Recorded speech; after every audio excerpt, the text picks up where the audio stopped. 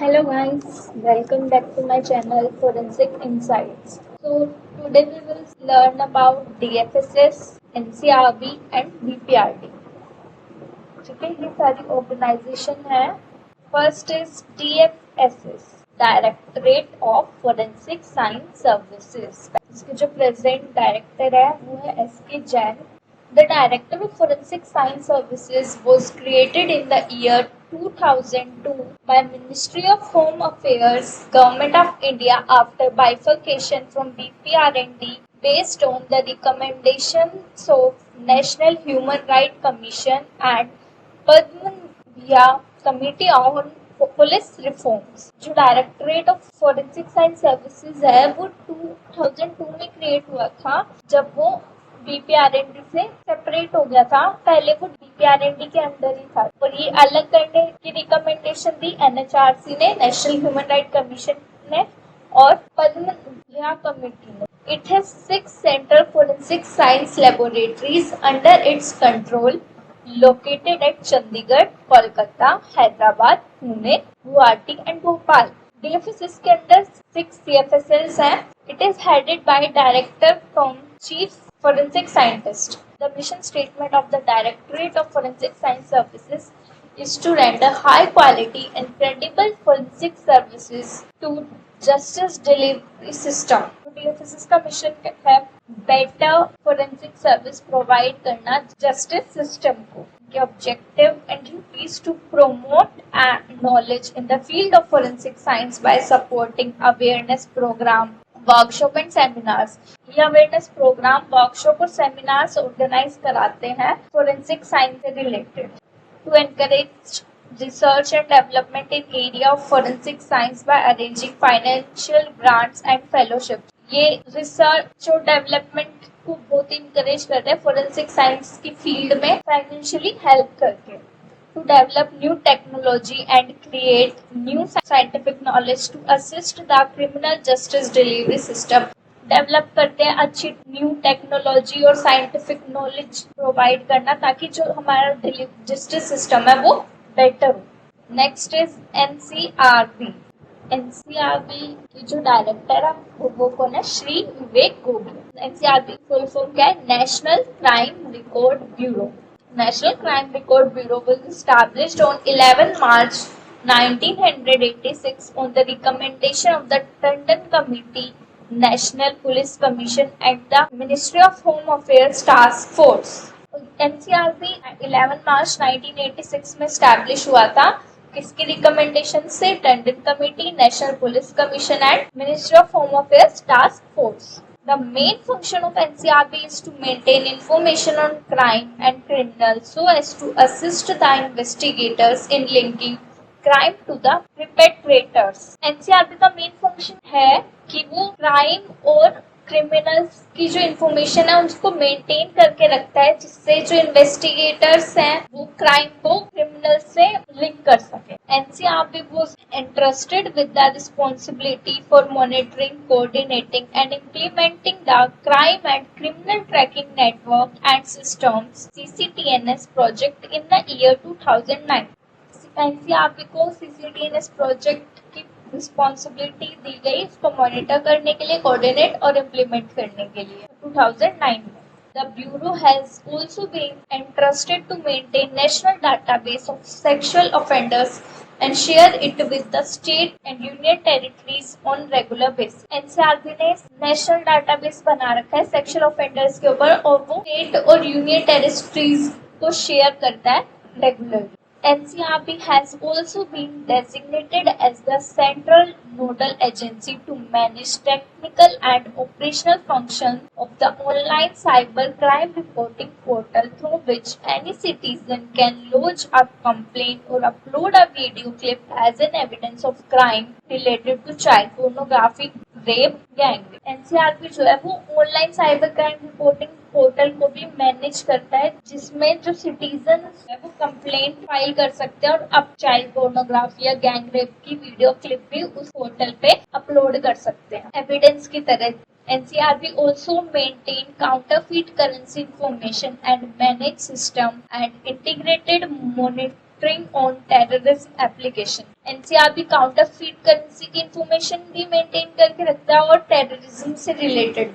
The Central Fingerprint Bureau under NCRB is a national repository of all fingerprints in the country and has more than 1 million 10-digit fingerprints database of criminals both convicted and arrested and provides for search facility on fingerprint analysis and criminal tracing system। Central fingerprint bureau है जो NCRB के under, उसमें 1 million 10 digit fingerprint का data base है convicted और arrested दोनों criminals का, जिसको हम सर्च कर सकते हैं fingerprint analysis and criminal tracing system में। NCRB also compiles and publishes national crime statistics, that is crime in India, accidental deaths and suicides, and also prison statistics। NCRB जो है वो नेशनल क्राइम के statistics भी compile करके publish करता है कि मतलब कितनी एक्सीडेंटल डेथ हुई है, कितनी सुसाइडल डेथ हुई है, कितना क्राइम हो रहा है इंडिया में। On 21st August 2017, NCRB launched National Digital Police Portal. It allowed police personnel to search for a criminal or suspect on the CCTNS database. NCRB ने national digital police portal launch किया अगस्त 2017 में, जिसमें जो police है वो CCTNS के database पे क्रिमिनल और सस्पेक्ट को सर्च कर सकती। The Bureau has moved to Mahipalpur on 8 September 2017। जो एनसीआरबी है वो अब महिपालपुर में शिफ्ट हो चुका है 8 September 2017। Next is BPRND, Bureau of Police Research and Development. Director of BPRND Balaji Srivas. Bureau of Police Research and Development was established on 28 August 1970 under the Ministry of Home Affairs for the modernization of police force। BPRND 28 अगस्त 1917 को establish हुआ ministry of home affairs के under police force को modernise करने के लिए।